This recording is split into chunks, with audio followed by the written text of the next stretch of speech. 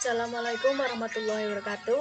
Kembali lagi dengan saya Elvina Rahmawati dari Fakultas Politeknik Negeri Tanah Laut. Dan di video kali ini saya akan menjelaskan sedikit singkat tentang apa itu normalisasi bentuk pertama 1NF. Sebelumnya juga kita ada bahas sebelumnya sudah saya bahas juga di pertemuan 13, dan tapi di sini di pertemuan 14 saya akan memperjelas apa itu normalisasi bentuk pertama 1NF. Yang pertama-tama, normalisasi basis data bentuk normal pertama 1NF.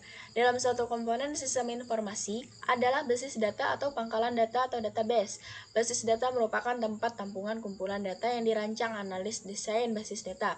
Analis merancangan dengan beberapa pendekatan perancangan basis data. Salah satunya dengan teknik normalisasi basis data. Normalisasi basis data adalah tindakan untuk menjadikan atau mengendalikan relasi ke dalam bentuk normal atau tidak melanggar dengan menerapkan sejumlah aturan. Oke, next. Menurut Edgar F. Cote, sekaligus pencetus normalisasi basis data rasional, normalisasi harus melalui beberapa ketentuan tahapan berurutan 1NF, 2NF, 3NF, dan juga BCNF. Artikel ini akan membahas perancangan basis data melalui pendekatan normalisasi pangkalan data bentuk normal pertama atau 1NF. Relasi menurut ilmu matematika merupakan himpunan atau hubungan data maupun nilai, sedangkan di dalam basis data himpunan atau hubungan data ini disebut dengan tabel atau datable data. Artikel ini relasi maupun tabel adalah istilah yang sama. Oke, next, normalisasi basis data bentuk normal pertama 1ST, normal form atau 1NF. Normalisasi pangkalan data merupakan cara lain untuk merancang basis data yang bertujuan memastikan dependensi data pada sistem basis data. Normalisasi memiliki aturan-aturan tahapan wajib dilalui satu persatu agar basis data dapat dikatakan dengan baik dan juga efisien. 1NF merupakan singkatan dari 1ST atau first atau yang artinya pertama. Normal form bahasa Indonesia dikenal dengan bentuk normal pertama. Normalisasi bentuk normal pertama atau 1NF merupakan proses dekomposisi atau penguraian data berdasarkan sampel star tabel atau universal. Star tabel atau universal merupakan tabel atau relasi berisikan kumpulan item data yang masih memiliki indikasi relasi redundansi dan juga atribut bernilai ganda atau multivalued atribut ataupun tidak memiliki indikasi tersebut merupakan kelemahan fatal dalam sebuah sistem basis data. Juga star tabel atau universal dapat berupa output record dari sebuah sistem informasi, baik itu berupa nota, kwitansi, yang voice yang dapat digunakan untuk mengonstruksi ulang relasi menjadi basis data relasi yang baik. Edgar F. Cote mendefinisikan normalisasi bentuk pertama 1NF di dalam konferensi makalahnya yang berjudul A Relation Model of Data for Large Shared Data Banks, atau sebuah model data relasional untuk bank data besar bersama pada tahun 1971. Juga di dalam makalah itu bertuliskan kalimat defines a relation to be in first normal from when none of its domains itu have any set as elements. Kurang lebih definisi normalisasi bentuk normal pertama ya, yang 1NF adalah ditetapkannya sebuah tabel berbentuk normal pertama ketika tidak ada relasi yang domainnya memiliki himpunan sebagai element. Domain di atas dimaksudkan himpunan nilai, nama, tipe data, dan ukuran yang diberikan pada suatu atribut dalam tabel. Sedangkan elemen di sini dimaksudkan nilai data yang dapat dipisah atau dapat dijadikan subatribut. Next, ketentuan normalisasi database bentuk pertama atau 1NF. Sebuah relasi dalam pangkalan data dikatakan memenuhi bentuk normal pertama jika relasi tersebut telah memenuhi kriteria normalisasi bentuk pertama 1NF sebagai berikut. Diantaranya adalah 1. Mendefinisikan atribut kunci atau key atribut, di mana ketentuan normalisasi bentuk pertama 1NF harus mengidentifikasikan atribut-atribut ke dalam kata kunci. Atribut kunci adalah 1 atau kumpulan atribut yang membedakan baris data record satu dengan baris data record lainnya agar menjadikan baris data record tersebut menjadi unik atau unique key pada sebuah tabel, terutama mengidentifikasi atribut kunci primer key. Next, tidak adanya atribut bernilai banyak atau multivalued atribut.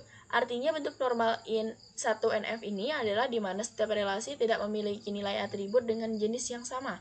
Contoh, multivalued atribut adalah ketika hobi dijadikan sebagai atribut. Seorang mahasiswa memiliki banyak nilai atau jenis hobi. Misalkan ada hobi berenang tenggelam, mancing, dan bulu tangkis per seorang mahasiswanya. Next, setiap atribut dalam tabel tersebut harus bernilai atomik, di mana ketentuan normalisasi bentuk normal pertama 1NF, atribut tersebut tidak boleh atribut komposit atau komposit atribut.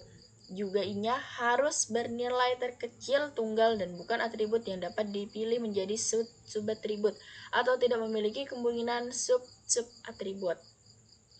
Contoh atribut komposit adalah terdapat atribut alamat di dalam sebuah tabel, atribut alamat dalam amatan normalisasi bentuk tahap pertama 1F dimungkinkan untuk kode pos, desa, kecamatan, kabupaten, provinsi, dan juga negara.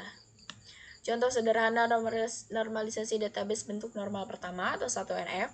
Untuk memudahkan dalam pemahaman tentang normalisasi database 1NF, 1SD normal form. Mari perhatikan contoh normalisasi database bentuk pertama sederhana di bawah ini. Seperti ini ya tampilannya. Next, start tabel universal data mata kuliah per mahasiswanya.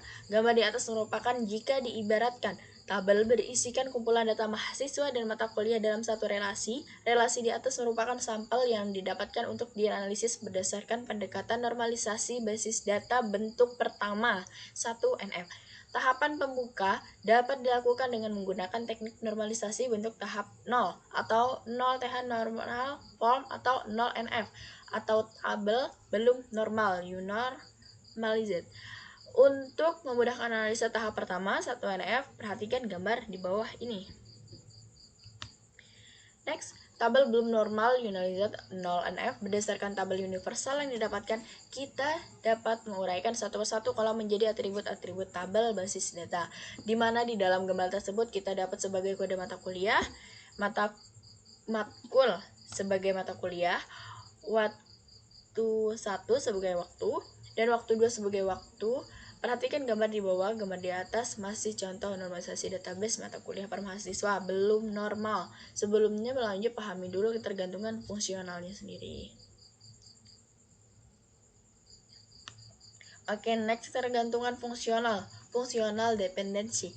Untuk memudahkan dalam pendekomposisian tabel di atas, kita dapat menggunakan teknik dekomposisi ketergantungan fungsional atau fungsional dependency, di mana jika diberikan tabel dengan A berisikan dua atribut dengan nama B dan C, yang berarti secara fungsional B menentukan C atau C tergantung pada huruf B, maka C jika dan hanya jika ada dua baris row.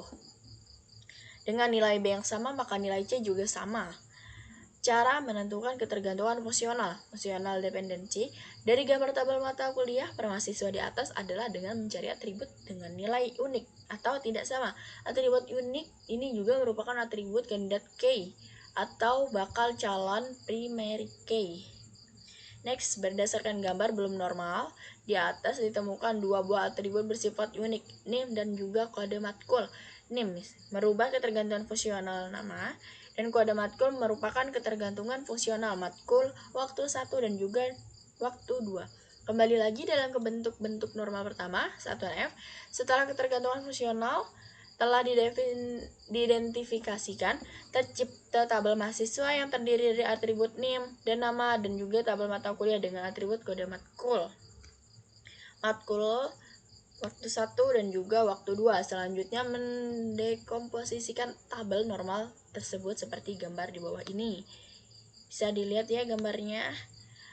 Next, dekomposisi dari tabel belum normal unormalized atau 0NF pertama, ternyata gambar di atas belum memenuhi bentuk normal pertama 1NF dikarenakan di dalamnya terdapat ambiguity pergulangan grup atau pergulangan banyak nilai yang terdapat dalam atribut waktu 1 dan juga waktu 2 pada tabel mata kuliah, sehingga memungkinkan terjadinya anomaly, insert, delete, dan juga update anomaly.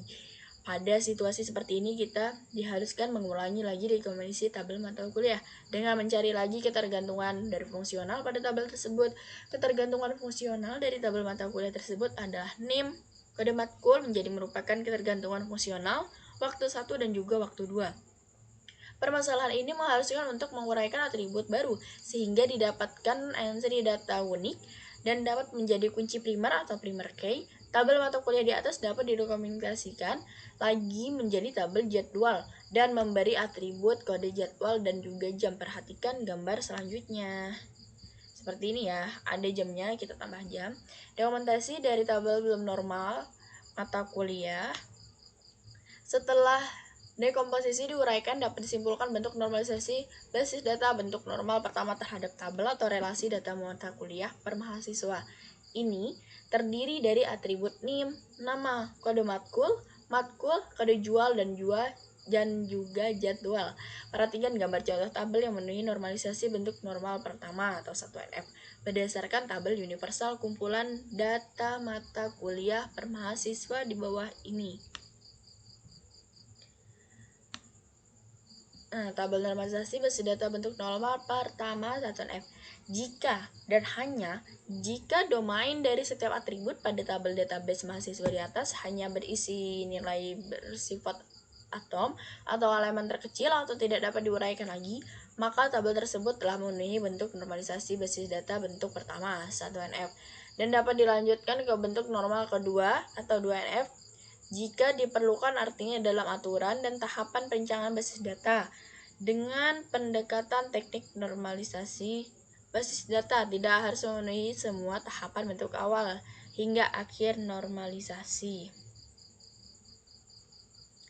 Di mana jika normalisasi basis data pada bentuk normal tertentu dapat memenuhi aturan BCNF atau Boyce Code Normal Form, maka basis data tersebut dikatakan juga dengan efisien dan juga baik. Oke, mungkin itu aja yang bisa saya jelaskan. Sekian dari saya, salah hilang saya mohon maaf. Di sini kita sama-sama belajar. Saya akhiri mengucapkan Assalamualaikum warahmatullahi wabarakatuh.